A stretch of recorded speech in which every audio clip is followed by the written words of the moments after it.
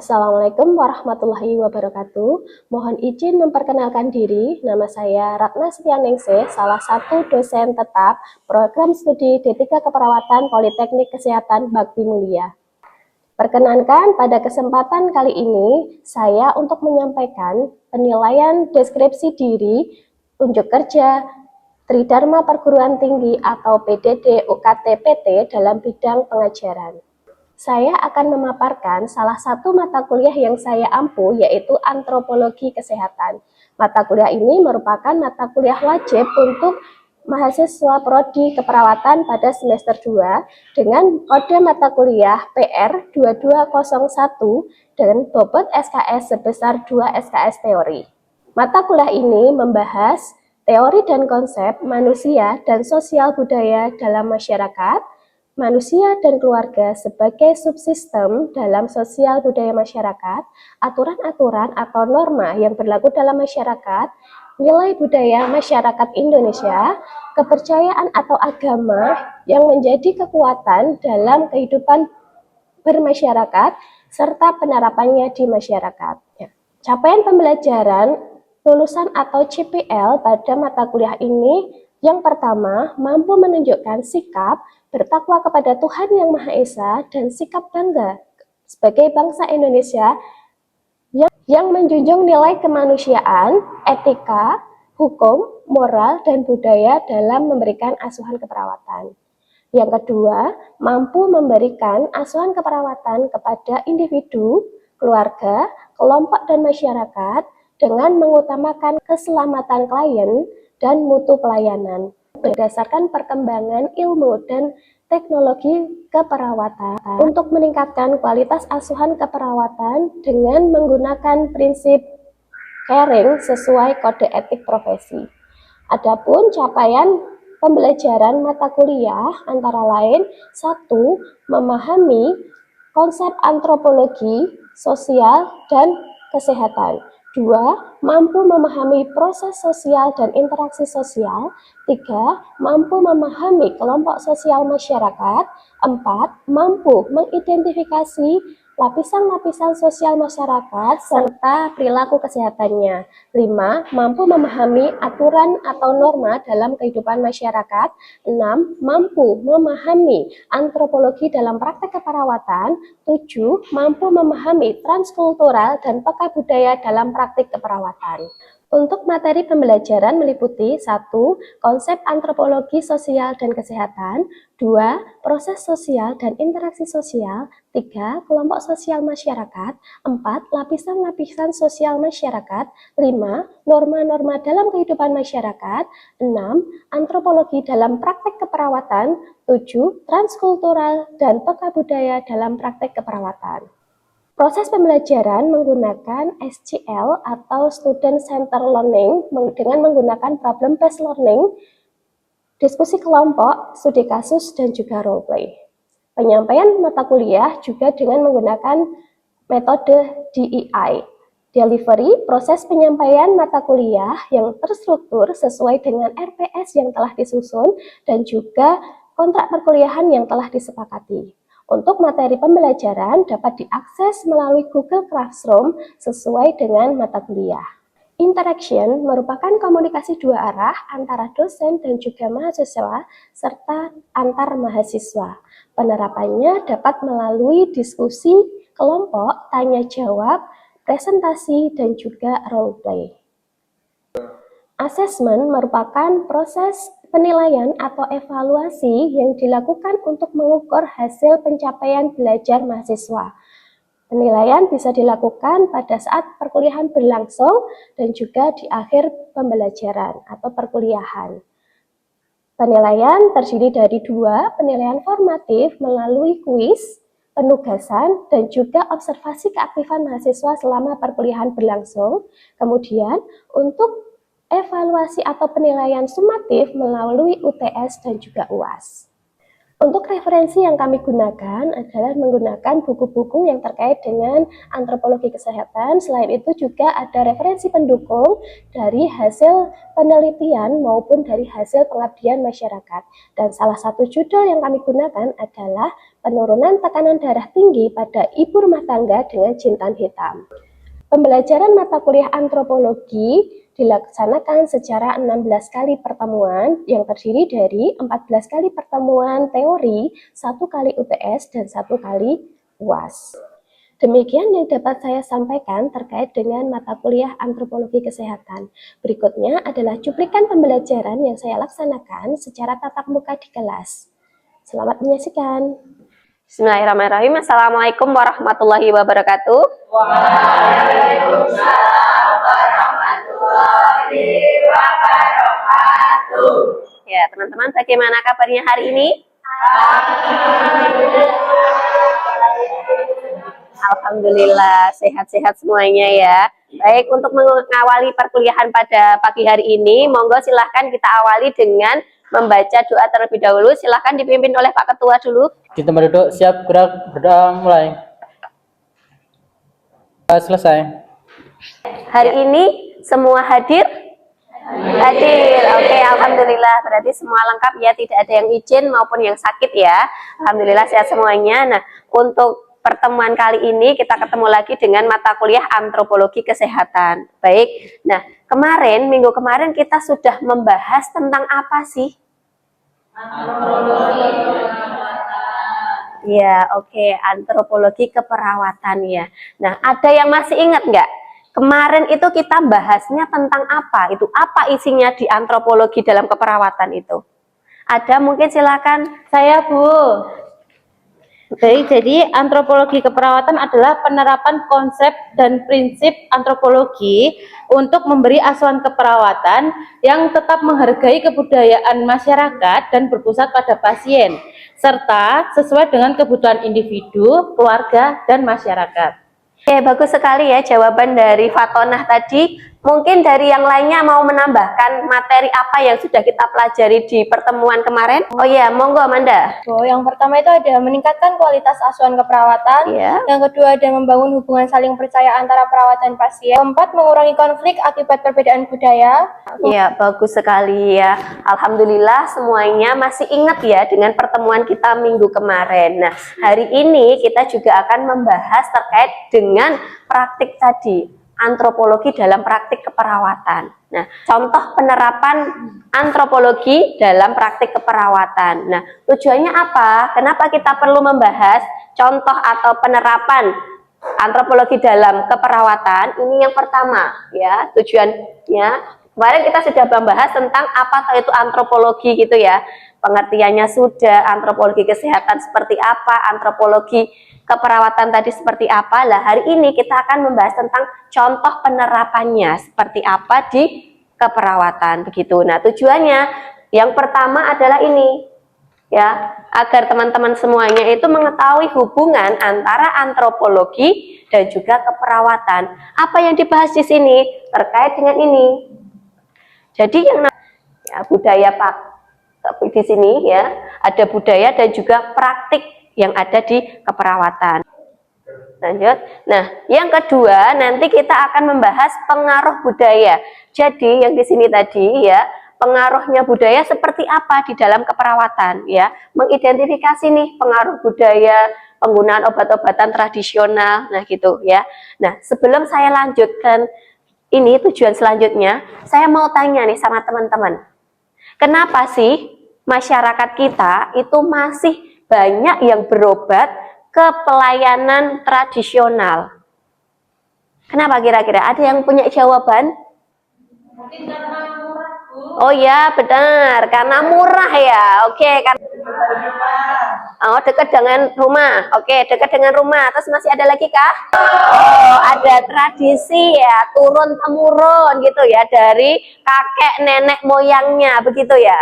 Iya, ya, jawaban kalian tadi menunjukkan bahwa yang namanya pengobatan ataupun kesehatan itu tidak melulu dipengaruhi oleh pengetahuan medis. Ternyata yang namanya tradisi, budaya itu juga mempengaruhi terkait dengan kesehatannya. Jadi kesehatan, terus pengobatan itu nanti juga dipengaruhi adanya budaya ataupun warisan dari nenek moyang gitu ya. Terus selanjutnya nanti juga kita akan belajar nih contoh penerapan antropologi di dalam keperawatan. Oh, seperti apa? Nah, nanti saya juga akan ada kasus yang akan saya bagikan kepada teman-teman untuk dianalisis bersama. Gitu. Terus selanjutnya nanti diharapkan juga nanti ketika teman-teman nanti sudah menjadi perawat itu juga ada sikapnya, bisa menunjukkan sikap yang menghargai, ya. Ada keberagaman budaya karena tadi kita bersinggungan dengan pasien mempunyai latar belakang budaya yang berbeda. Selanjutnya ini ada hubungan antropologi dan juga kesehatan. Ya, secara umum nanti antara antropologi dan juga kesehatan itu kan ada hubungannya. Yang pertama ini melalui etnomedicine. Ya, seperti yang kemarin sudah pernah kita bahas, itu ada etnomedicine salah satunya cabang ilmunya ya. Itu mempelajari tentang apa? Di sini mempelajari tentang budaya dan praktik pengobatan yang ada di masyarakat. Ya, jadi pengobatan-pengobatan itu tadi yang disampaikan sama teman-teman tadi ada yang warisan dari leluhur. Gitu ya, etnomedicine bagaimana pengobatan secara tradisional. Terus kemudian ada juga ini konsep sehat dan sakit. Nah, ternyata yang namanya konsep sehat sakit itu juga dipengaruhi oleh budaya. Contohnya apa? Ada yang bisa ngasih contoh? Oh, guna-guna. Iya, memang iya. Jadi sebagian masyarakat itu ada yang masih menganggap ketika seseorang sakit itu bisa disebabkan karena iya, guna-guna ya. Jadi kiriman dari orang, santet gitu ya. Jadi bukan melulu dari fisiknya begitu ya. Itu yang berhubungannya ya antara antropologi dan juga kesehatan. Nah, nanti antropologi itu juga berhubungan erat dengan yang namanya keperawatan. Karena kita nanti sebagai seorang perawat ya, 24 jam itu akan bersinggungan dengan pasien. Iya, makanya di sini nanti antropologi itu akan membantu perawat dalam memahami ya bagaimana nih nilai budayanya masyarakat, terus kemudian adat istiadatnya, lingkungannya yang nanti semua ini akan bisa mempengaruhi persepsi seseorang terhadap sakit dan penyakit serta perilakunya dalam mencari pelayanan kesehatan gitu. Nah, penerapannya ya, nanti kita bisa menerapkan yang namanya antropologi ini dalam keperawatan. Penerapannya seperti apa dalam proses keperawatan? Ada yang masih ingat proses keperawatan itu meliputi apa saja? Iya.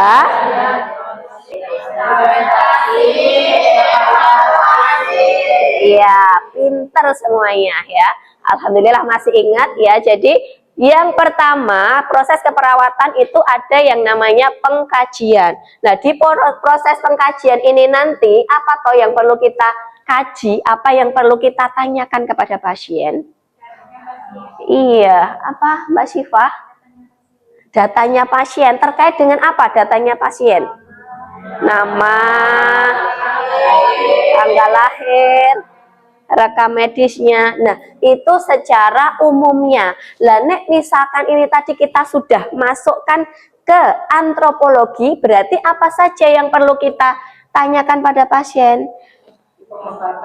Iya, jadi terkait dengan budayanya pasien. Contohnya apa di sini?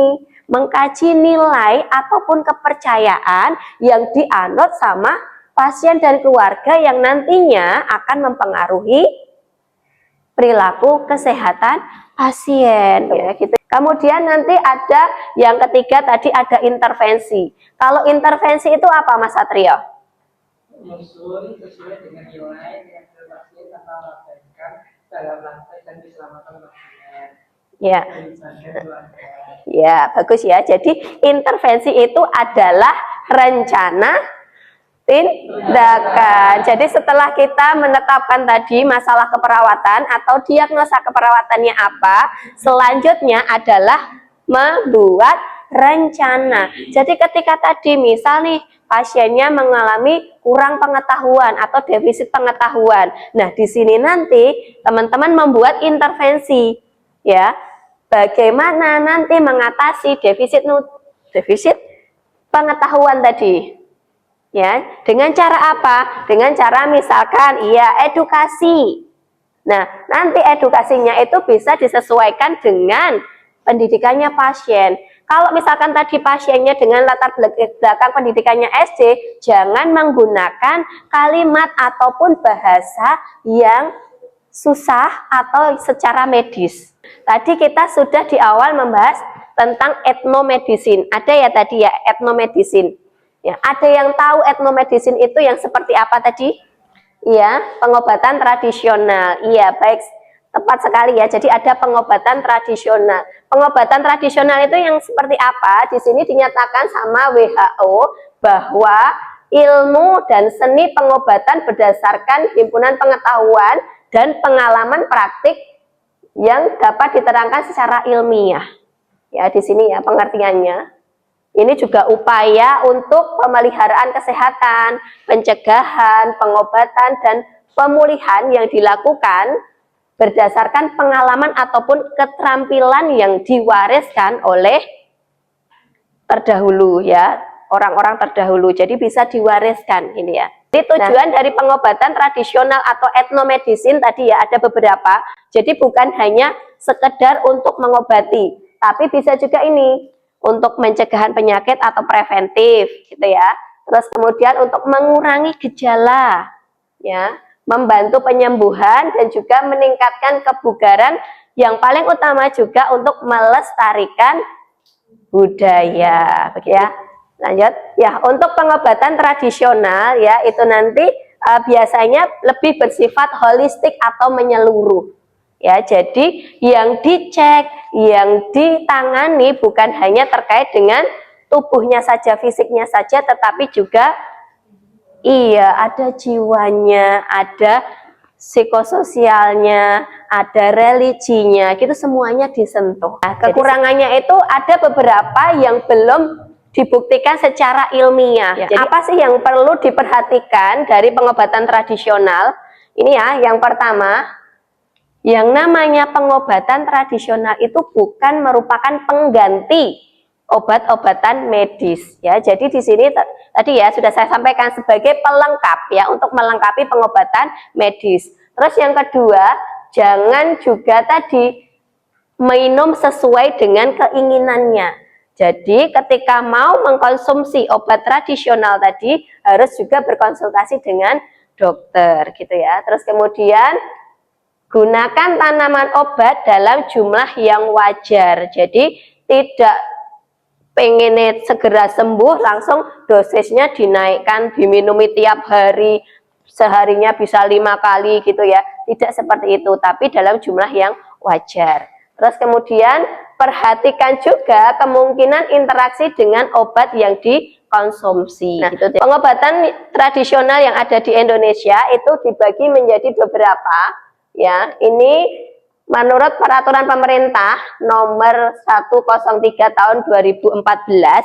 Yang pertama itu adalah ramuan atau obat atau disebut juga dengan herbal. Dan yang kedua ini ada spiritual atau kebatinan. Kemudian yang ketiga ini adalah yang menggunakan peralatan ya. Ada jenis-jenis pengobatan tradisional yang menggunakan alat. Contohnya adalah bekam ya, akupuntur, iya, terus akupresur itu juga menggunakan alat-alat misalnya. Nah, ini kita masuk ya, kita contoh untuk pengobatan tradisional kita ambil salah satu penyakit yang paling sering ya terjadi di masyarakat kita. Salah satunya penyakit adalah hipertensi. Main body terapi. Jadi ada terapi yang berfokusnya bukan hanya pada tubuhnya, tetapi juga pada pikirannya. Jadi relaksasi otot progresif itu nanti kita mengencangkan dan mengendorkan otot-otot kita. Tujuannya nanti untuk relaksasi. Selanjutnya ada rendam kaki air hangat. Ya, jadi nanti rendam kaki air hangat itu bisa juga untuk menurunkan tekanan darah. Terus kemudian ada slow stroke back massage. Jadi nanti ada pijat punggung ya, pijat punggung di bagian punggung ya, pijat di belakang. Itu bahan herbal yang bisa digunakan untuk mengatasi hipertensi. Timun, iya bagus. Ada lagi jahe, ada lagi. Oh iya, seledri, banyak ya. Seledri. Kenapa kok seledri bisa menurunkan tekanan darah? Oh, karena di sini ada apigenin namanya. Zat apigenin yang itu nanti berfungsi untuk memvasodilatasi atau melebarkan pembuluh darah. Yang jurnal yang kemarin kami ya melakukan penelitian ya, tim kami melakukan penelitian itu judulnya adalah penurunan tekanan darah pada ibu rumah tangga dengan menggunakan jintan hitam. Ternyata jintan hitam itu juga bisa mengatasi tekanan darah yang tinggi ya. Karena apa? Di sini ya ditemukan ekstrak biji jintan hitam itu mengandung alkaloid, saponin gitu, triterpenoid, minyak atsiri juga, tanin gitu ya. Dan flavonoid ini akan menghambat sistem ACE gitu ya. Menghambat konversi angiotensin 1 menjadi angiotensin 2. Kemarin untuk dosisnya ya, pemberiannya awalnya ini kan ada pre dan postnya ya, pre dan post. Pre-nya itu ya dari 30 responden ya, 30 responden itu yang mengidap hipertensi tingkat 1 itu 24 orang gitu ya. Kemudian ini dilakukan pemberian kapsul jintan hitam itu selama 60 hari ya, seharinya diberikan 3 kali ya, 3 kali 1 kapsul ya. Ini ternyata bisa menurunkan tekanan darah. Ini ya, terdapat perbedaan rata-rata tekanan darah sistolik dan diastolik sebelum dan sesudah dilakukan intervensi gitu. Ini dengan hasilnya. Jadi dapat disimpulkan bahwa tadi ada pengaruh ya, pengaruh pemberian jintan hitam ini terhadap penurunan ya tekanan darah pasien dan keluarga. Karena tadi apa? Kita dalam memberikan asuhan keperawatan, dalam memberikan pelayanan itu tentunya akan memberikan yang terbaik. Kemudian ada hubungan terapeutik. Hubungan terapeutik antara perawat dan juga pasien. Nah, jadi ya pengobatan tradisional itu bukan sekedar warisan ya. Bukan sekedar warisan budaya, tetapi juga amanah ilmu yang perlu kita lestarikan. Saya punya kasus, beberapa kasus ya, ini ada kebetulan ya, ini wes tak.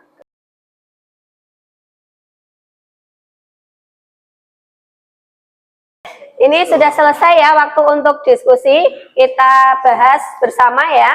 Untuk kelompok 1, kasus 1 ya, ada seorang perempuan berusia 28 tahun. Mungkin ada salah satu yang bisa membacakan hasil diskusinya. Saya Ibu. Ya. Dari hasil diskusi kami yang pertama ada aspek antropologi yang muncul. Yang pertama adanya kepercayaan dan nilai budaya yang mempengaruhi perilaku kesehatan ibu dan keluarga. Yang kedua, pengaruh keluarga besar dan tokoh adat dalam pengambilan keputusan kesehatan. Yang ketiga ada praktik pengobatan tradisional yang masih dipercaya masyarakat. Yang kedua ada masalah yang berkaitan dengan budaya. Ya, alhamdulillah tadi sudah dibahas ya terkait dengan ibu pasca melahirkan, ibu postpartum itu ternyata di daerah-daerah itu ternyata masih mengalami yang namanya tadi ya ada diskriminasi, tidak boleh makan makanan yang enak-enak gitu ya, kon makan ikan asin tok, nasi putih gitu ya. Nah, itu nanti bisa menyebabkan yang namanya defisit nutrisi. Oke, selanjutnya kelompok 2 tadi silahkan hasil dari diskusinya untuk kasus yang kedua ya. Ada Tuan S usianya 58 tahun datang ke puskesmas dengan keluhan sakit kepala. Satu, faktor budaya apa saja yang mempengaruhi perilaku? Mengapa Tuan S menghentikan obat anti hipertensinya dari dokter? Ya, siapa salah satu ini? Hasil diskusinya seperti apa? Oke, Umi silahkan. Yang pertama adalah kebiasaan mengkonsumsi makanan tinggi garam sebagai budaya keluarga saat pada acara adat.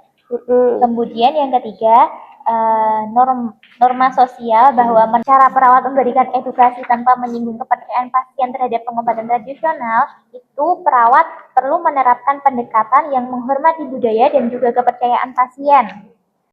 sehingga pasien itu merasa dihargai dan juga lebih terbuka menerima informasi. Seperti itu, Ibu. Ya, kita berikan aplaus untuk kelompok yang sudah membacakan hasil diskusinya. Ya, alhamdulillah teman-teman sudah paham ya terkait dengan materi yang kita pelajari pada pagi hari ini. Ya, jadi kesimpulannya untuk kesehatan itu bukan hanya dipengaruhi oleh pengetahuan medis saja, tetapi juga tradisi atau budaya. Sebelum saya tutup, adakah yang mau mengajukan pertanyaan? Ya, Mas Satrio, bagaimana Mas Satrio? Ya, silakan Mas Satrio. Ibu izin bertanya, apakah ada obat yang bisa obat tradisional yang bisa diminum bebarengan dengan obat medis atau obat yang diberikan dari dokter? Oke, bagus ya pertanyaannya ya. Obat tradisional tadi, ya obat herbal itu dikonsumsinya bareng dengan obat medis dari dokter. Bisa. Dari pelengkap gitu. Ada yang punya pendapat yang lainnya?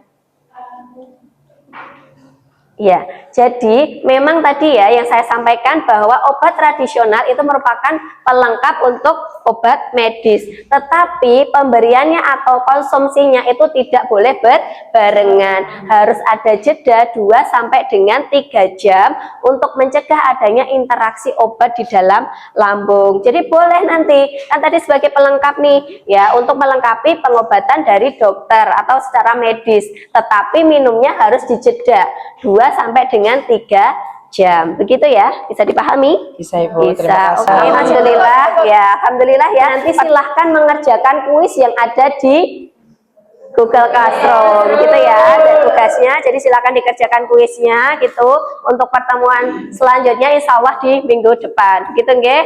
Pertemuan pada pagi hari ini saya cukupkan sekian. Wabillahi taufik wal hidayah. Assalamualaikum warahmatullahi wabarakatuh. Alhamdulillahirabbil alamin. Demikian cuplikan video pembelajaran mata kuliah Antropologi Kesehatan pada pertemuan ke-13 dengan materi contoh penerapan antropologi dalam keperawatan yang berfokus pada pengobatan tradisional khususnya hipertensi. Video ini diharapkan dapat memberikan gambaran mengenai pelaksanaan pembelajaran yang menciptakan interaksi aktif antara dosen dan juga mahasiswa, meningkatkan keterlibatan mahasiswa secara optimal, serta mengimplementasikan asesmen yang selaras dengan pencapaian kompetensi pembelajaran berdasarkan capaian pembelajaran yang telah ditentukan.